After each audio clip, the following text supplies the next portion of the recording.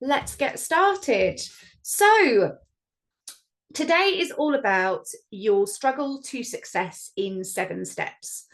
So today I'm going to be talking you through a pathway. Really, it's a way of guiding you through what you're experiencing at the moment and how you can start to take steps that will improve your progress, improve your route to success, and hopefully benefit you in terms of just having a different perspective and some different things to think about and some action steps. So do take notes throughout. Please do feel free to ask any questions as we go as well. Like I say, I'll keep an eye on the chat box for the people who are here live. And if you are watching the replay and you've got any questions, then you can find me on LinkedIn. And I'll also add a link into the information so that you know how to get hold of me. And obviously the replay will be sent by email anyway, so you can just reply to the team, and then anybody who's got any specific questions, they'll just forward them back onto me. So let's make a start. So in terms of the first step is being aware in terms of where your struggle is. So what is struggle? Struggle is just that dissatisfied. Sometimes you don't always know exactly what it is that is going on that causes you a problem. But as far as you are concerned, there is something that just doesn't feel right. Something is not flowing. Something is not happening for you. Maybe you're going through a cycle of experiencing the same kinds of situations over and over again. So sometimes the struggle is maybe anxiety or self-doubt or a lack of energy, for example. And sometimes it can be, I don't know if I'm doing the right thing. I don't know if I should be doing this. I don't know if that's the right direction for me. I don't know how I feel about this. And that in itself is also the same thing. It is still some sort of inner struggle that is not kind of working for you at the moment. So it can be something from a little niggly discomfort all the way to the big feels where you know exactly what the problem is. You know exactly what it is that has triggered you. You know exactly where this problem, maybe self-doubt, for example, is coming from. So step one is to always work out, where is the struggle? Step one is working out what it is for you that is challenging and what have you. So if you're happy to share, pop into the chat box for me now, one thing that you are struggling with at the moment, one thing that you are finding difficult or challenging, whether that is from a little discomfort all the way up to sort of the big feels. Pop it in the box and I will catch up with those in a second. So one of the most important things that people don't think about when they are wanting to step towards something in their life that is more successful, one thing people don't think about is their surroundings. So if you are predominantly surrounding yourself with people who are very negative, people who are not achieving, people who are having exactly the same struggles as you, that in itself will be problematic for where you want to be. And sometimes those people you see and spend time with out of choice. So maybe they're friends, maybe they're family members, but sometimes it's out of no choice whatsoever. So that's going to be colleagues or people that we work with, or to some extent clients. Sometimes you have a choice of the clients that you see, and sometimes dependent on your work or dependent on your business, you don't have a specific choice what clients you have. If you're in your business, I know that when I started out, I took anybody.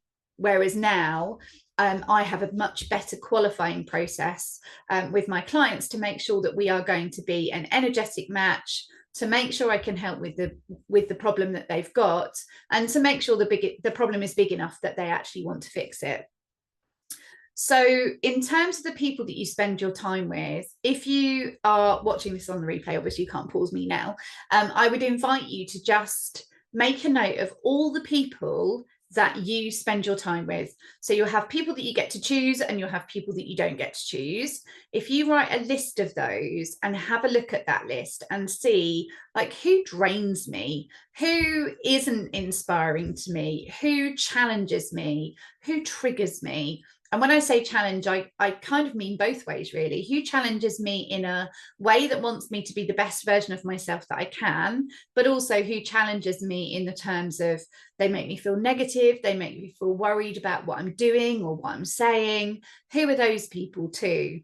And once you've got a list in front of you of all the people you spend your time regularly with, you'll start to see that there's perhaps a pattern of who those people are, and you can then decide to make changes. So let's say, for example, you have got a friend who is incredibly draining, and every time you see them, they get way more from you than you do from them. So first of all, is that a temporary situation, or is that something that is going to be ongoing and has been for ages and you actually get nothing from it? If that's the case, then you can do, actually I'll do one of the points now, but one I'll just sort of hold back on.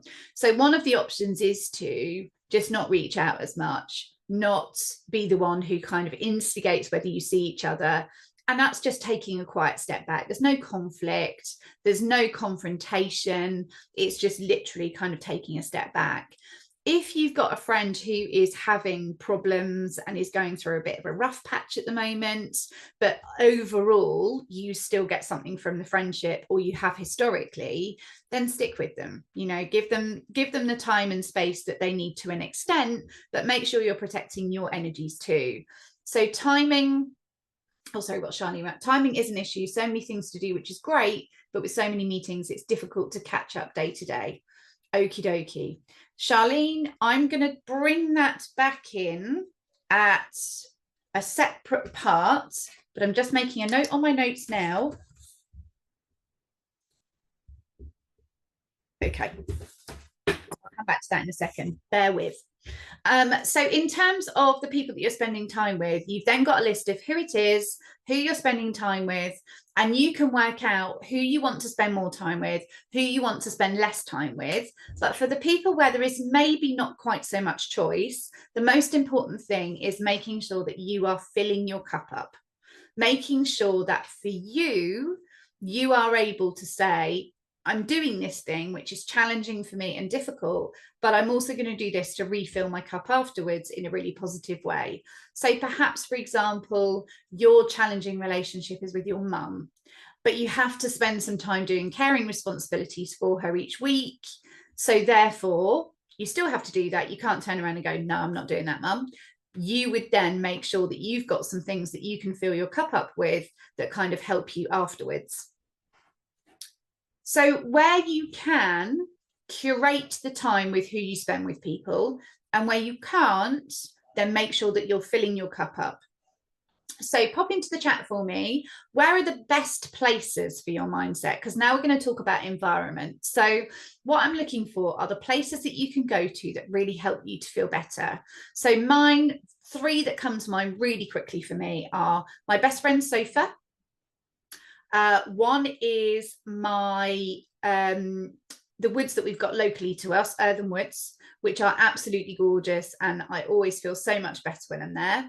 And the other one is the beach. So the beach is really important for me. The beach is somewhere that kind of puts me back together, somewhere that really, really helps me. So where for you are the best environments? So pop those in the chat. And whenever you can, get into those places, even if it means booking time in your diary. Book an appointment to go for a walk, you know, book that time with yourself to go and have a coffee on the seafront. Maybe you're lucky enough, like me, to live near the sea, where you can just say, right, when I go to the next village along from us, I'm going to take the route back by the sea. I'm going to stop off, I'm going to grab a cuppa, and I'm just going to sit and just be for a few minutes and listen to the waves and listen to the gulls, you know, whatever puts you back together. So where are the most important places for you?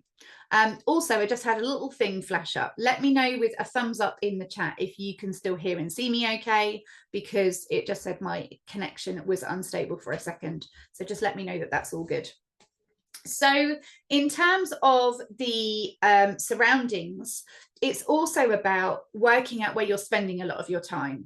So if you are spending your time in an office, which is, oh, sorry, I'm hoping that worked.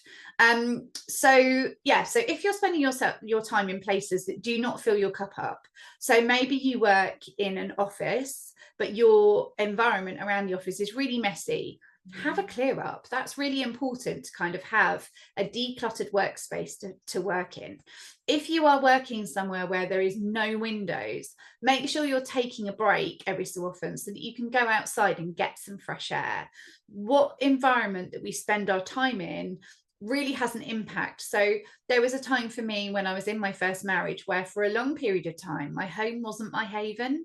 My home was a place where it was really difficult for me and I didn't feel relaxed there. And I would do as much as I could to stay out longer. Like I just used to go, when I'd had our little boy, I used to walk for ages, just walking him in the pushchair or the pram, depending on his age. You know, so important to have a home that is your haven, but if it's not, work out where you can go. And Serena said, you work remotely, so you spend a lot of time at home, which is also my safe space. So yeah, sometimes when you're bringing work into home, that's really challenging. So I'm quite lucky now. We moved house last year to a much bigger house, and I have my own office now, but it used to be a corner of my bedroom. And when the business was great, it was lovely seeing my desk there. But in the times where it was difficult, the last thing I wanted to do was go to sleep at night with my desk there. So I found that really challenging. And in the end, what I did was I kind of did like a switcheroo at the end of the day. So I would make it look more like it was a bookshelf, or because it was like one of those laddered desks. So I'd make it look more like it was a piece of furniture in a bedroom than it was my office. And that made a big difference to my mindset.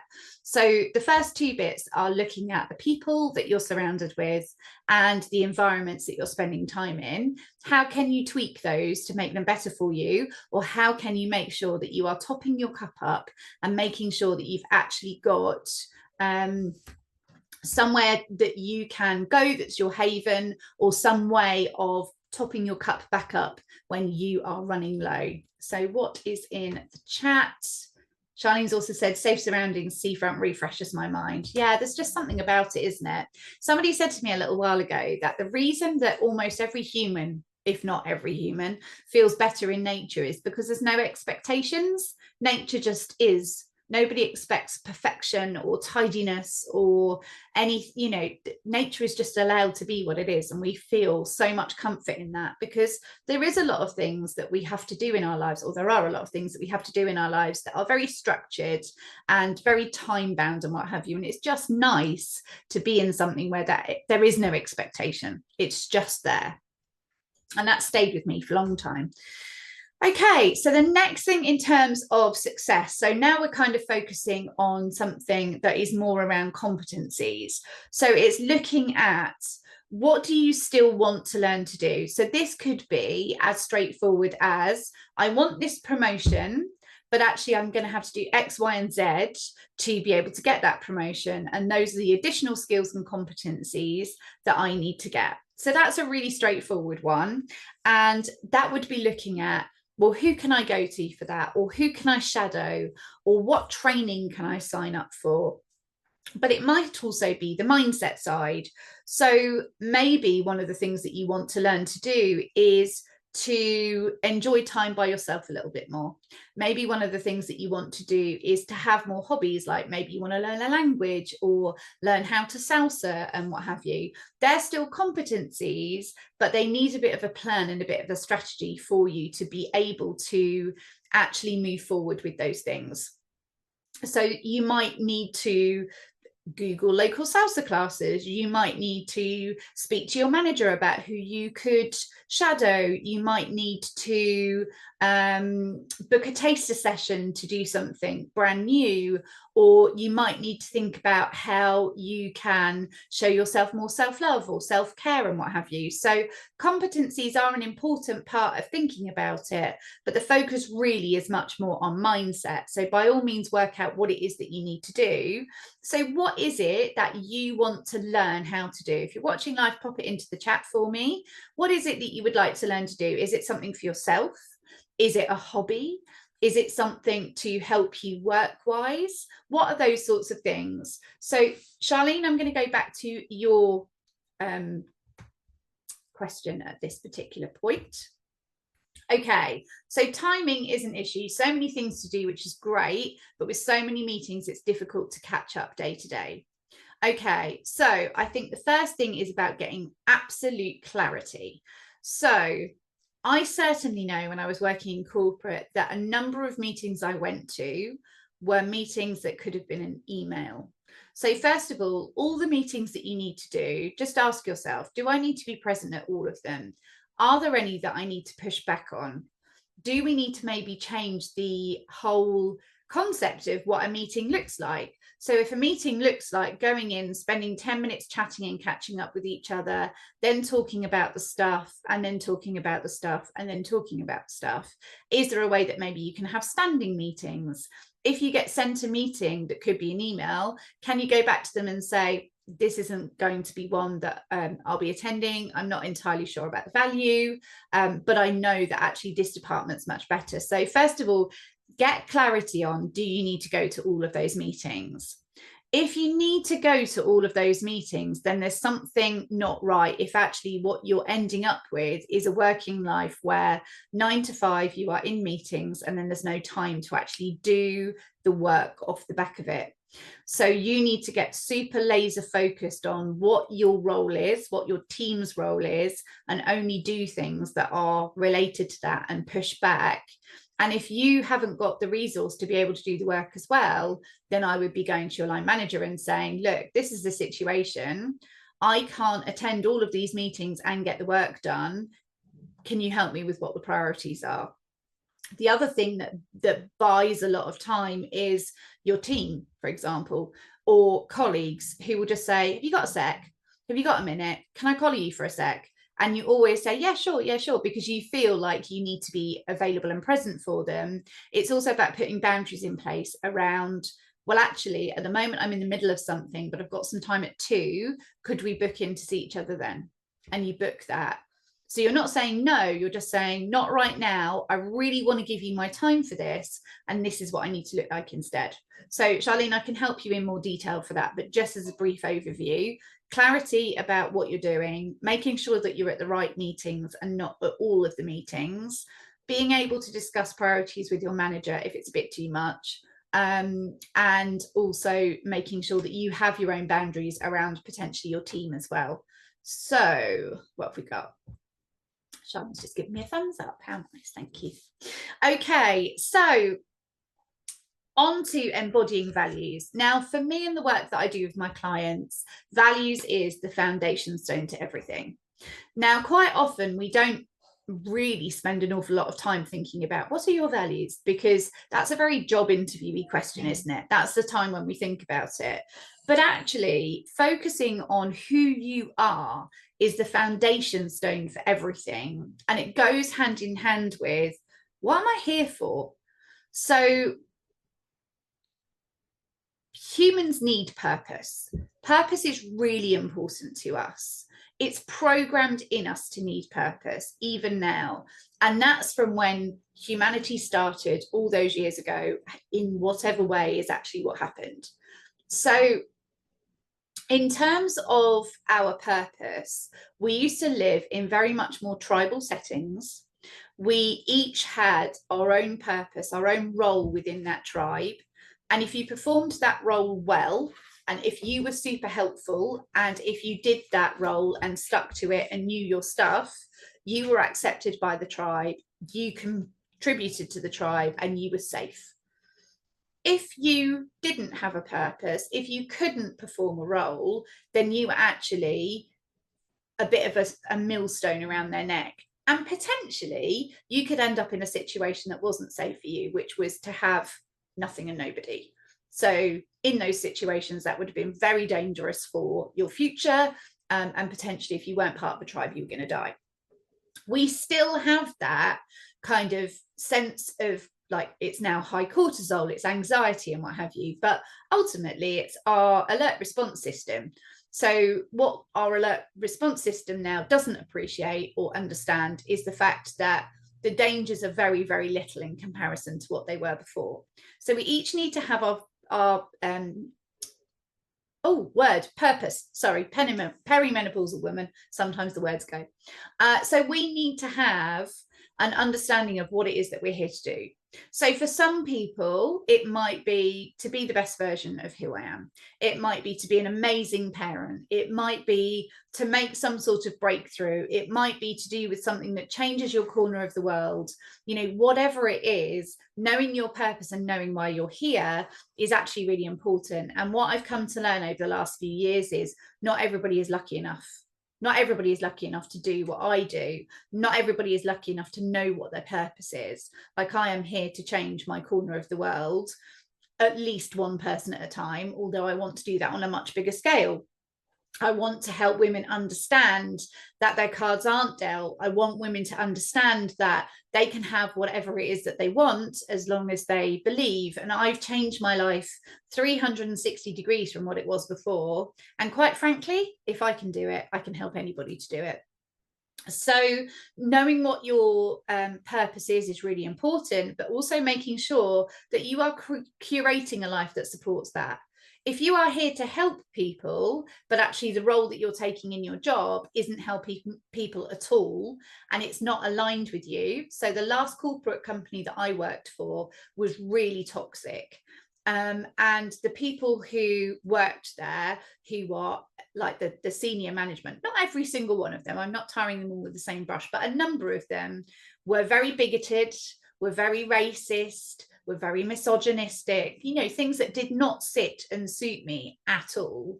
I don't really know why I ended up staying there for so long, but it's really important. And when I came away from that, because I realized then it was such a values mismatch, I actually started to get quite unwell continuing. So I gave the role up and I started doing what I do now, which obviously is very values aligned. You know, it's really important to me to make sure that everything that I do and every business decision I make is with my foundations at heart and making sure that they fit with those. So if you don't know quite what I mean by values, I just mean positive personality traits. So kindness, honesty, empathy, you know, all of those nice traits that we have that are really important to us and the people that we're with. And predominantly what you will find is if you go back to that list of people you spend time with, the people who fill you up, who you enjoy spending time with, have probably got similar values to you. And the people that actually are a drain on you and you don't enjoy them are probably going to be the people who are much more challenging as a values mismatch with you. So always a really interesting thing to do.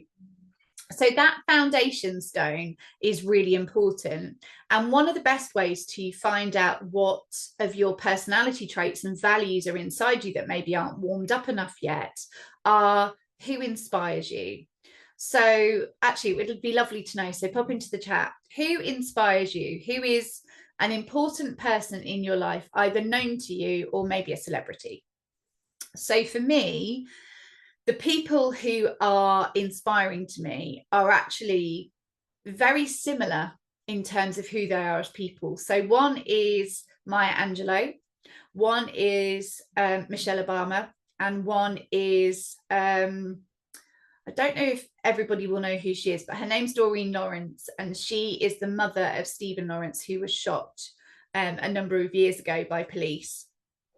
And one of the things that I really love about them is that they still continued to fight for what they believed in, regardless of what they were going to come up against. So although they had a lot of very poor treatment, and Doreen Lawrence, I was watching something of hers a little while ago, and apparently she still gets a lot of abuse and what have you for what she's doing. But what she was doing is way, way, way more important to her than the abuse and the threats that she gets. And for me, there's just something really magical in that. So who else have we got? So my dad, my mental health first aid trainer outside of my family. I also aspire to work like my manager. Yeah, it's just so lovely when you've got people in your life surrounding you who are like that you can go, oh, I really want to be like you. There's lots of people in the business world that I know as well who I'm just like, you know, you're so, again, back to that courageous thing, you're so courageous in what you're doing. You stand up for what you believe in regardless. And I think that's really important. So knowing who inspires you will also really help you to aspire to be that person and actually do the work and take the steps to be more like them as well. So the next part is around self. So giving me a scale of 1 to 10 in the chat, what would you say your relationship with yourself is like? So a 1 is I really hate myself. I really struggle with anything relating to my self-esteem. And 10 is I have quiet inner confidence. I know what I'm doing. I know where I'm at. And obviously the scale's in between. So pop that into the chat for me. Your self-relationship, it's going to be the most important relationship that you ever have in your life. You will spend more time with you than anybody else in life. And your self-esteem and self-relationship is a big part as to whether you are successful or whether you are not. And if you are scoring in the lower scores, then it is likely that you are feeling very stuck where you're at the moment and would like to start to take steps out of that. So let's have a look what we've got. Oh, we have got some really low scores. So nobody has scored over 4 in their self-relationship. So when I was younger, I had really low self-esteem, and without taking you through like my whole life story, now I can look back and I can see that my first marriage really shouldn't have gone ahead. I married somebody because they asked me. I had low self-esteem and didn't think I was worth any more than what I'd got. And to be fair, even then I felt I was like so lucky, like the luckiest person ever who wanted me.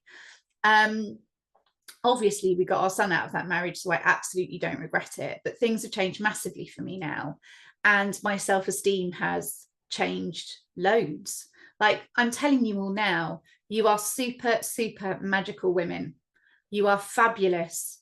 You just don't realize that you're fabulous yet. It's in there, it's just asleep, and it is highly possible to change it. I used to think all my cards were dealt. I used to think that I just had to deal with what was handed to me. And I was one of those people who ricocheted from drama to drama to drama and didn't realize that it was actually me creating that all of the time because of my low self-worth. So having good self-worth is possible because I've done it for over 120 people now. And it's so important. And one of the most important things that I learned out of my whole personal development journey is that there is beauty and freedom in no longer putting on a mask or a hat, depending on who you're with. So if you are at work and you're one person, and then with your family at home, you're another person. But when you go to your mum and dad, you're another person. And then when you see your friend Emma, you're this person. But when you see Charlotte, you're this person. Then there is no authenticity in actually who you are. And it's fucking exhausting. It is so tiring putting on the new mask, wearing the new hat, being the person you think that other people want you to be. And one of the worst things about being the person that you think other people want to be is you're actually quite annoying. I was irritating, I think, to my work colleagues because I would just chameleon into whoever I was with. And I didn't know what they wanted. I chameleoned into this person that I thought they wanted. And it wasn't the case. You know, they like we met up for a while afterwards, and it was always me that organized it, and I kind of just during COVID took a step back, and we haven't really seen each other too much since. But I look back and I think they don't really know who I am. We worked together for 14 years and everybody there had been there for ages, but they never really knew who I was because I wasn't me. And so as a result of that, it feels a bit weird now to go back and think I've changed so much, and if we have a reunion they would see a completely different version of me, which is slightly mad. So being yourself in all areas, it doesn't matter where you are, you can be unapologetically who you are, is so freeing. But of course, the first part of that is working out actually who you are. And I realized that although I had lived on my own for a number of years before I got married, I had always filled my life with busyness. I'd always filled my life with so much to do and what have you that I couldn't possibly be on my own. And if I was at home on my own, I was busy doing housework, or I was watching something that had got my attention, so I couldn't think about other things instead. So Serena's saying, what if you think you're not good enough as yourself because of your low self-esteem? Well, that's exactly it, Serena. The reason you think you're not good enough is because of your low self-esteem, and that can be rectified. So I'm going to come on to a little bit more of that in a second, so bear with me. But yes, the reason anybody thinks that they're not good enough is because they have low self-esteem, and because they are telling themselves repeatedly the same story, and that story is really holding them back. So I'll give you an example of that in a second. So one of the parts of learning to have a better self-relationship, which is one of the first keys of getting better self-esteem, is to date yourself. So if at the moment, lovely ladies, you are struggling with your self-esteem and you are dating, I would gently invite you to stop it. Because what you're doing with your scoring at the moment is, so let's say, for example, let's take, you score yourself as a partner as a 5 out of 10, okay? Your 5 out of 10 score is a skewed score. It is not a true reflection of who you are. If you date whilst you are a 5 out of 10, you are going to find maybe at best a 6 out of 10. If you then take a personal development journey and your self-esteem grows, you are then going to be with somebody who actually you are so much more worthy of more, that you will then start to feel resentful that you are in that relationship. In addition to that, you will reiterate the stories that you've already got inside you and not move away from them. And then in addition to that, you will be asking them essentially for validation. And the best relationships, validation comes from in here first. The best relationships are, I know my worth in here first. So if you are dating, please stop, because you're not going to find the right partner for you. You're not going to be aligned to who you are. You don't love yourself enough to then have somebody else come in and give you everything that you are worth, which is so much more than you currently believe. So when you have low self-esteem and low self-doubt, you also don't have great intuition. So you will ignore, or as I used to call it, painting the red flags green. You will ignore the key warning signs. And I'm not just talking about partners here. I'm talking about friendships. I'm talking about workplaces. I'm talking about anybody that you come across. You will stop yourself from seeing potential danger points for you. And having been in an emotionally abusive marriage and a number of physically abusive relationships, that is not a road you want to go down. You want to be able to trust in your intuition and just be able to go, this doesn't feel right, and that's enough for me. So thank you so much for the time that you spent with me.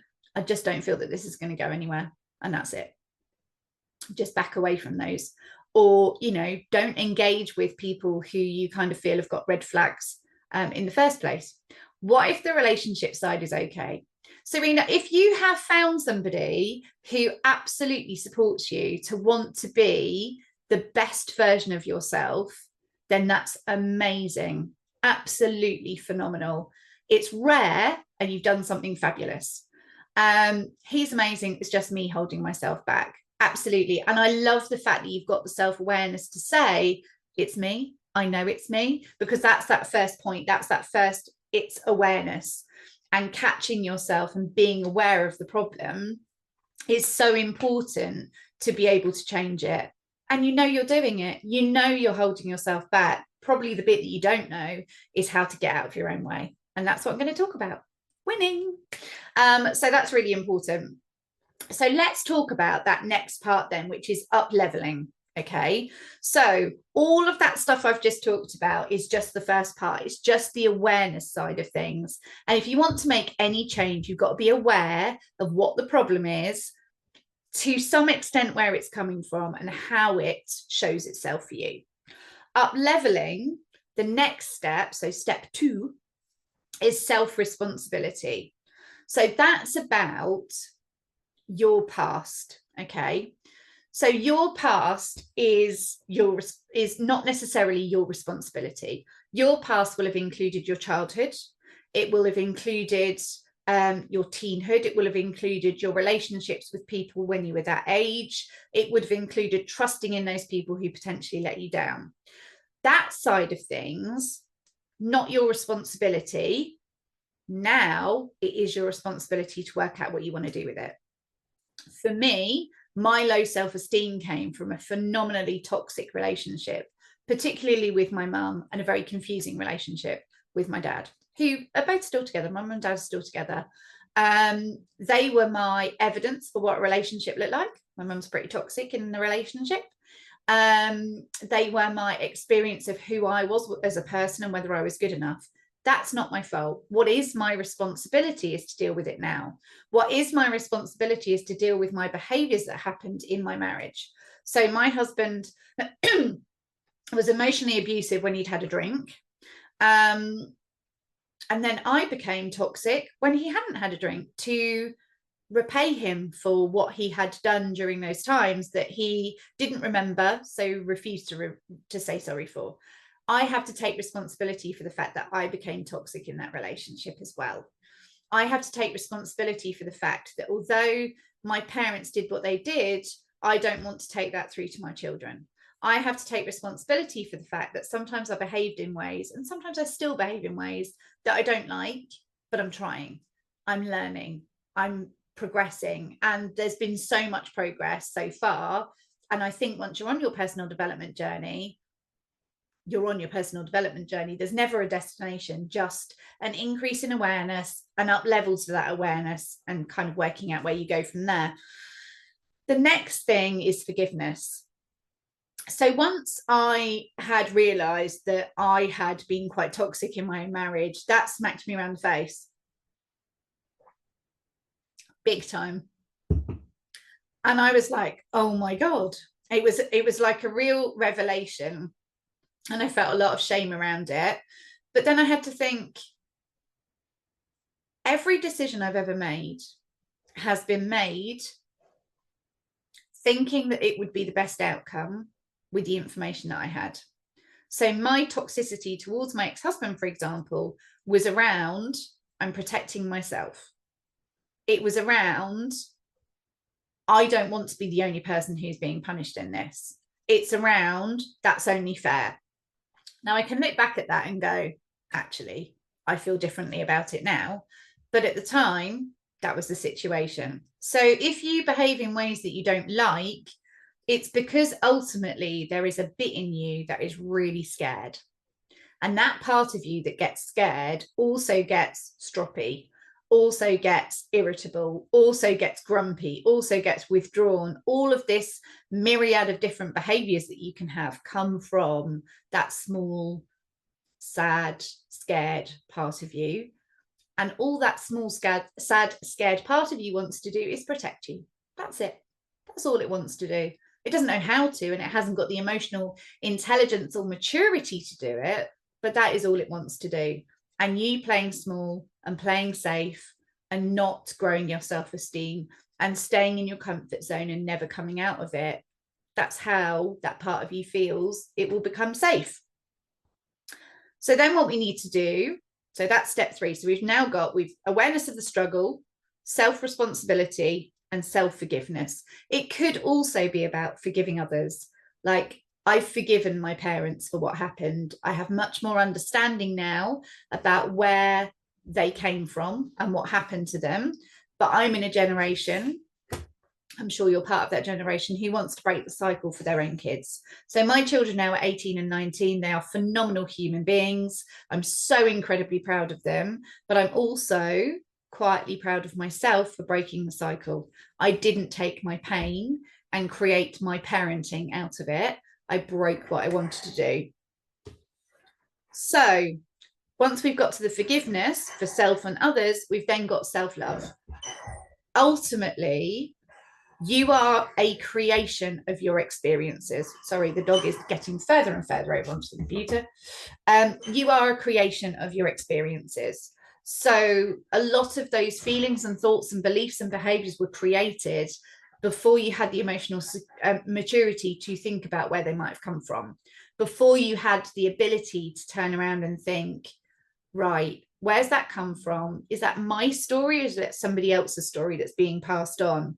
So that self-love is really important. Being able to love that small, sad, scared part of you that just wants to keep you safe in its own little immature way, that's a really, really important part of your journey. Learning how to love you, spending time with you, so important to have people around you who support and hold you up. And Charlene, I've just noticed that you've also put in there that you found somebody as well, and that's amazing. That's phenomenal. And that relationship that you've got is a rare thing. And I love that for anybody and everybody who has found somebody who just wants them to be the best version of themselves. My second marriage is much more like that, which is lovely.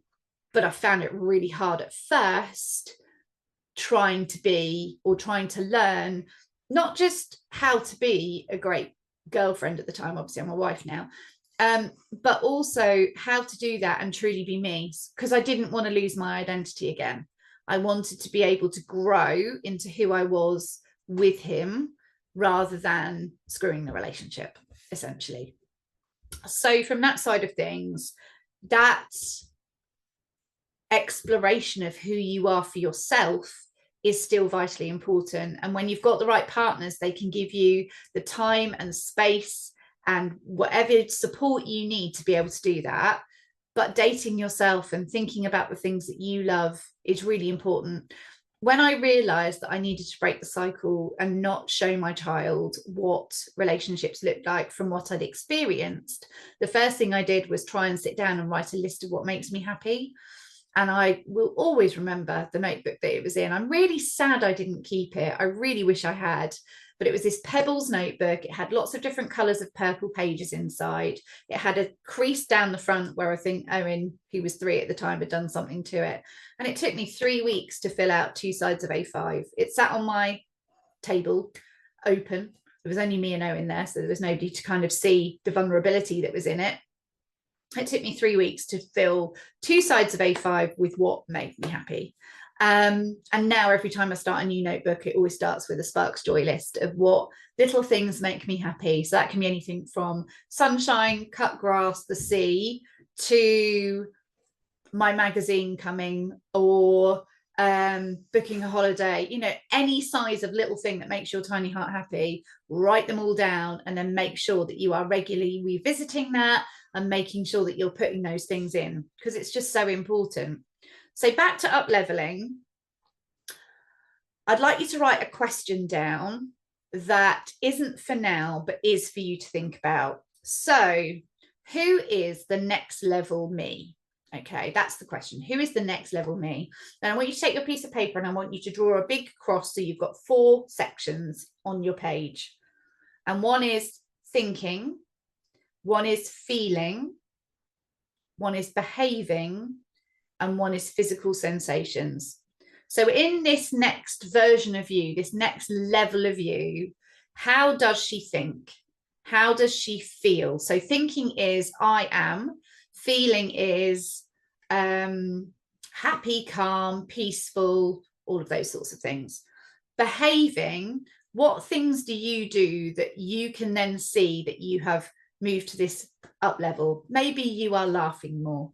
Maybe you are going out more.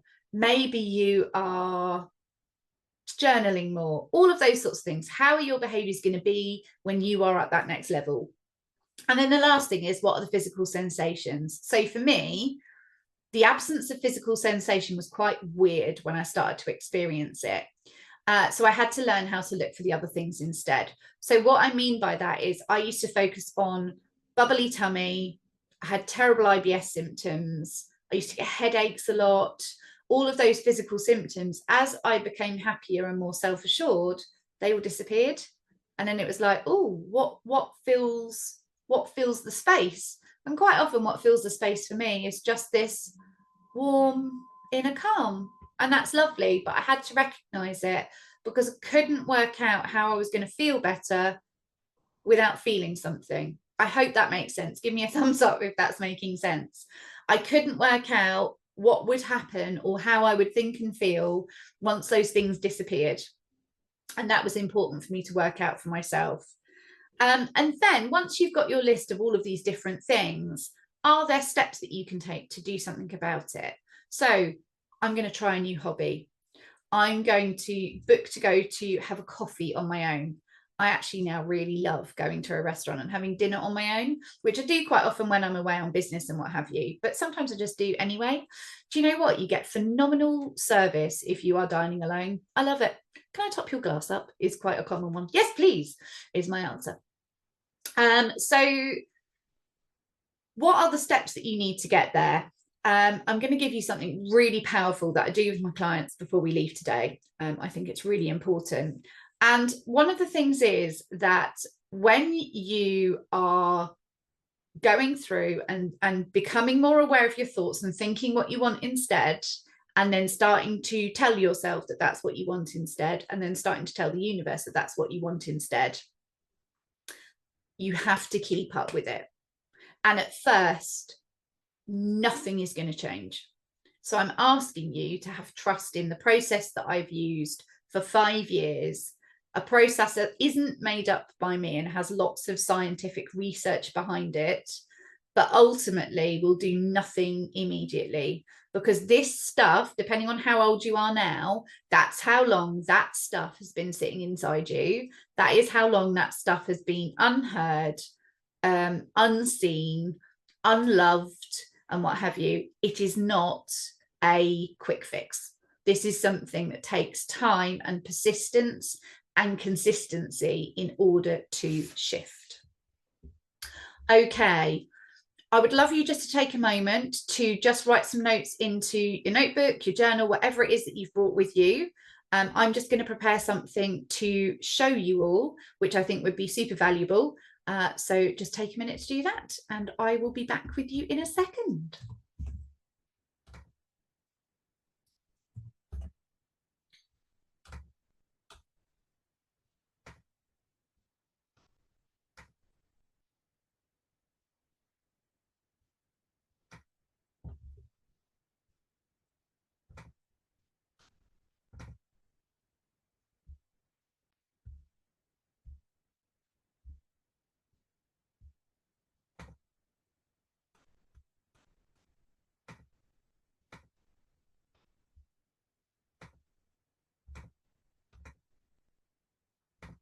Okie dokie. So hoping you've managed to make some notes and what have you. Please do make sure that you're putting any questions in the chat that you want to ask or anything that's come up. What I would love to share with you is just, well, this is all changing for me. There is something new that I'm going to be launching. So this is the last little bit of time. Oh, I can't find it now. The last little bit of time that I have got to deliver this program to you. Let's try that, shall we? There we go. That's what I'm wanting. Okay, so I just want to share with you what it is that I do for you on a one-to-one basis. I am changing to a group program soon with just a tiny bit of one-to-one. So this is the last opportunity that you will have to work with me one-to-one in this program, because as of the 1st of September, it's all completely changing. Actually, that's not fair. It's not completely changing. I'm just changing a slight part of it to deliver and have an impact really on more people. So the idea of the program is to help you to step back into your next level. Now, your next level might be about confidently owning your own role. It might be stepping up into the next level role that you want, or it might just be stepping up into the next level sense of self in you. Prioritizing what matters at work and beyond, so your time fuels both success and joy. So for me, anything that you want in the world is about happiness, choice, and freedom. Everything. It can be $1 billion yacht, or it could be time to take your kids to school and back because your working day fits around your school day. whatever it is, it's about having that choice, having that freedom, and feeling like you can do it, and anything in between. Developing trust in your inner voice to guide powerful decisions at work and beyond. Your intuition is so precious to you, but I know that you will have massively turned the volume down on it. So turning the volume back up is something that is going to be incredibly powerful for you. Regaining directional drive, so your business or career becomes the gateway to the life that you want. We're here to work to live, not live to work. So if the boundary at the moment is that you are doing a shed ton more hours than you need to, then it's time for that to stop. I had a client come on the other day. I absolutely love her. And she was livid. I was like, what's the matter? What's happened? And she said, I've just suddenly realized it's been a month now that I've been taking my kids to school and nobody said anything about it. I was like, what do you mean? And she's like, nobody's pulled me up on it. Nobody's said all the things that I told myself that they were going to say. Why didn't I do this before? And I was like, yeah, I get it completely. As soon as you put boundaries in place and nobody pushes back, you're like, oh, could have done this years ago.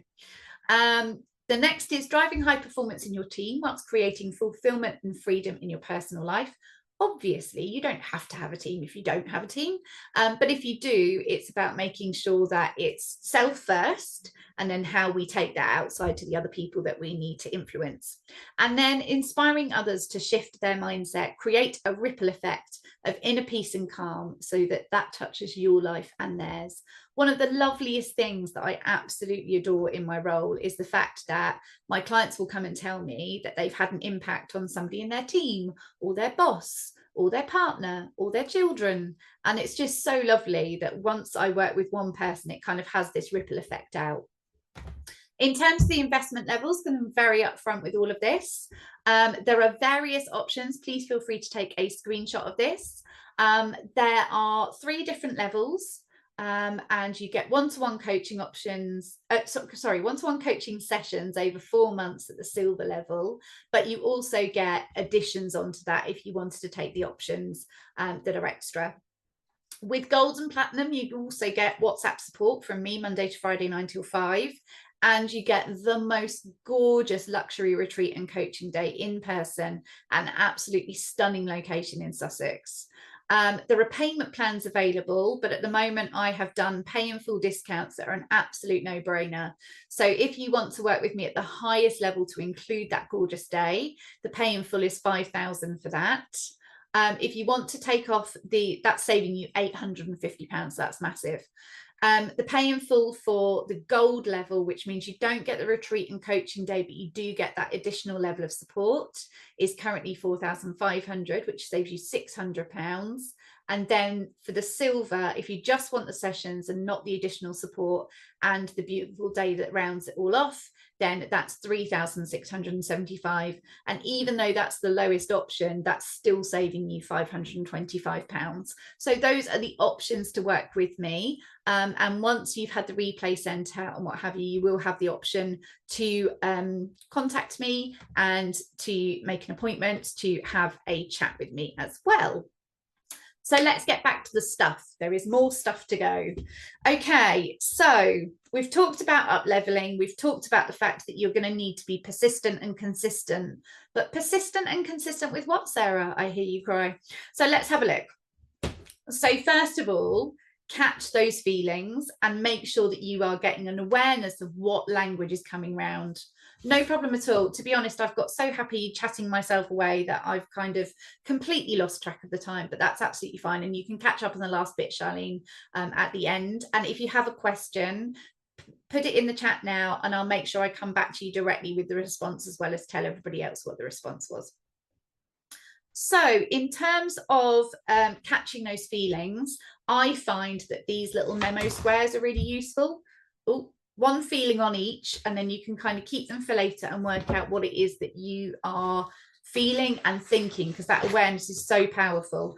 And if you think or feel anything consciously, your unconscious mind 10,000s it. So if you think, oh God, that was such a stupid thing to say, you will potentially think it once. Your unconscious mind will 10,000x that, and it will be going on as white noise in the background, reiterating the story of not being good enough. The process is called, if you want the formal name, cognitive restructuring. It's catching the old thought. It's saying that's the old version of me and it's replacing it for something kinder. So let's say, for example, you missed your wording in a presentation that you were doing at work. I constantly lose words and what have you. And genuinely, it doesn't bother me anymore, because I do think if anybody's judging me for that, then they're probably not my person. But if you find yourself thinking, oh, that was a really stupid thing to say, then what you can do instead is you can think to yourself, okay, the old version of me would have said that's a stupid thing to say. The new version of me is going to say, in the moment, that felt like the right thing to say. If it hasn't gone across in the way that I was intended, then that's a shame, but I'm going to let it go. Or I wish I hadn't said that. Next time, I would say this instead. I'm going to learn from that experience. So you haven't changed the truth of what's happened. You're just changing how you approach it and what you do with the information. So trust the process is step 5. Trusting the process when what you are getting in reality is something different is really hard. But if you keep going, it's really, really, really important. So no problem at all, Charlene. Thank you so much for saying goodbye. So taking action repeatedly, even though that is really challenging, I completely understand and get it. I really understand that that is a big part of it. But taking action consistently, and understanding that you will react to your reality, and that's okay, but bringing yourself back to the story is incredibly important. Improving your self-belief is all about thinking, I can do this, because whether you think you can or you think you can't, you're going to be right. And if you find yourself thinking, who am I to do that? Why should it be me doing that? Etc. Why shouldn't it be you? Why shouldn't you be successful? Why shouldn't you get that promotion? Why shouldn't you fly? Why shouldn't you learn to do new things? Why shouldn't you love yourself? You know, you can do all of those things. And if you think, well, only good people are successful and only good people have self-esteem, I would urge you to look at some of our world leaders. Putin, phenomenally successful, awful person. Trump, very much the same. So when it comes to thinking about, oh, I don't deserve this, or I don't deserve to feel that, or I don't deserve to be that, or I don't deserve to have that, think about the people out there. The only difference is they are being successful because they wholly believe that they can. And obviously money and power. But to get to where they were in the first place, you know, once upon a time, Donald Trump was nothing, really. You know, he might have started his entrepreneurial life quite young. I'm not interested enough to read up on him, but he might have started his entrepreneurial life up young. But at some point, the only reason that he got phenomenal success was because he believed he could. So he did. So I will leave you with the thought, why shouldn't you have, do, feel, or behave how you want to? Because it's in your power to do so. And if growing your relationship with yourself and building your self-belief means that you can have and do those things, then why not you? Because if it's not you, somebody else is going to do it.